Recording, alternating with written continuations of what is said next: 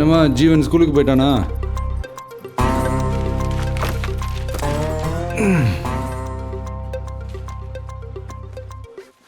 இது டாக்டர்கிட்ட போனேன், என்னாச்சு? All okay.